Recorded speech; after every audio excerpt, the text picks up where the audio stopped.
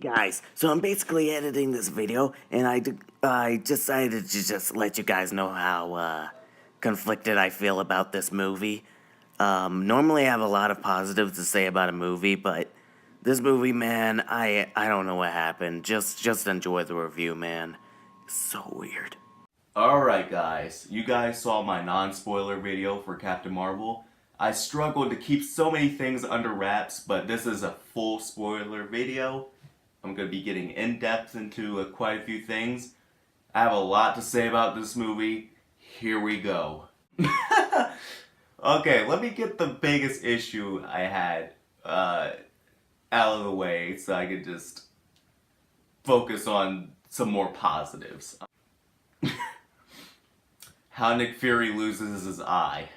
That made me upset. Like, at first, I was in the theater and I was watching and I was like, there was a scene where a cat, who was like an alien cat in the movie, Nick Fury is holding him and he's just playing around with him. Oh, hey, look at you, Goosey, you're a good boy.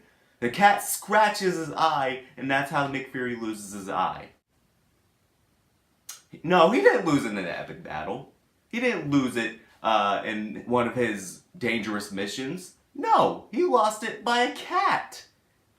What? And at first I laughed because I was like, oh, that's funny, the cat scratched him, but I was upset after I noticed that's how he lost his eye. And I was like, wait a minute, don't tell me that's how he loses his eye. And that really made me upset. And also I gotta say, the Skrulls, I do like the turn it takes with them. I do like them somewhat as characters.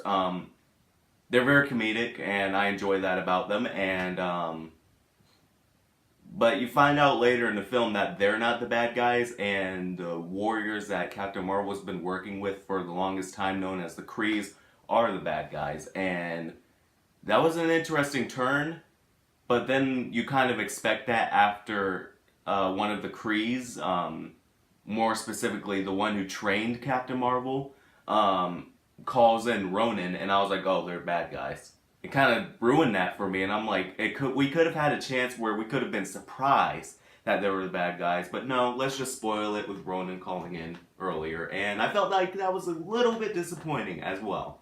But as I mentioned in my earlier video, my non-spoiler to be more precise, the de-aging CG on Samuel Jackson looks amazing, and Samuel Jackson's just amazing. He's always been amazing as Nick Fury. He is Nick Fury. There's going to be no other Nick Fury.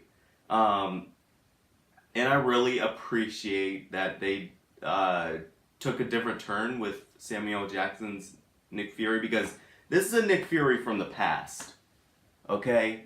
So he's not going to be as battle-hardened. So he's a little bit more laid back, and I can kind of appreciate that about him.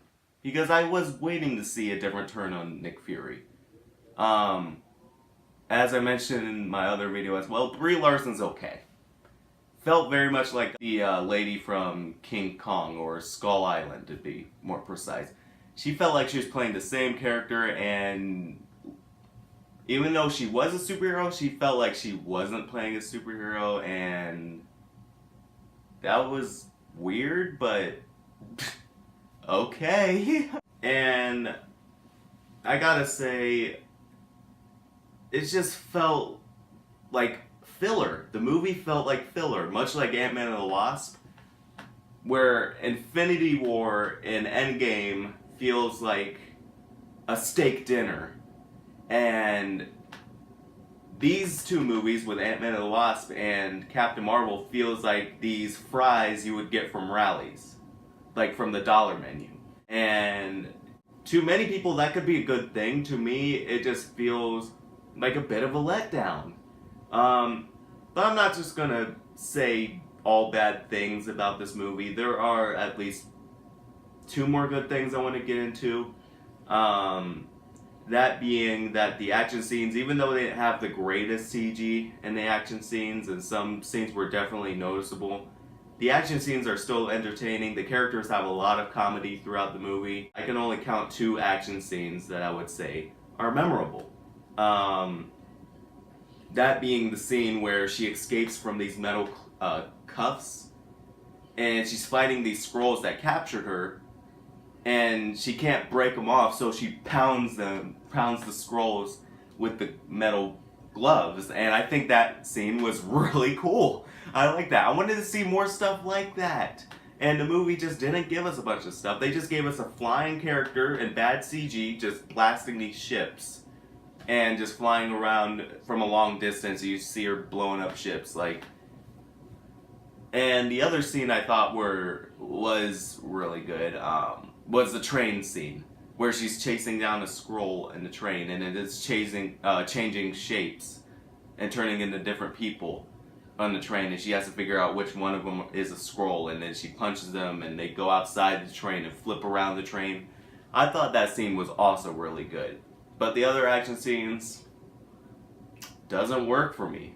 The other positive thing that I have for this movie is the end credits where they basically reveal something about Endgame. The Avengers actually found the device that Nick Fury left behind in Infinity War. In Infinity War, when Thanos snapped, it also took away Nick Fury.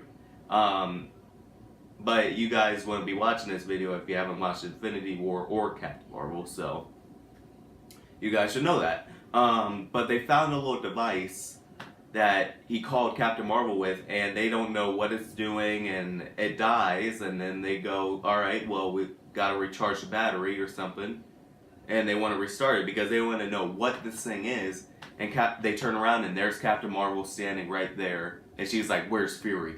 Now that was cool.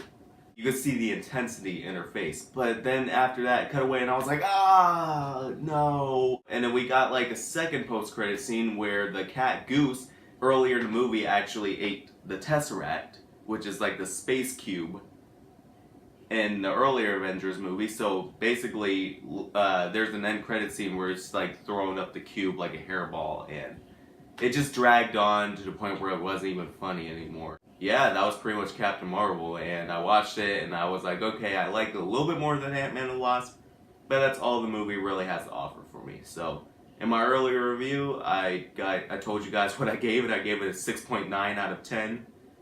A for effort, but an F for execution. So yeah, that was pretty much Captain Marvel. Hope you guys enjoyed this spoiler video. I will be reviewing Thor and Iron Man 2 in a double movie review, where I'm going to be reviewing 2 movies in one video. And that's going to be coming out next week. And if you guys like the video, make sure to subscribe today to join the Isaiahization.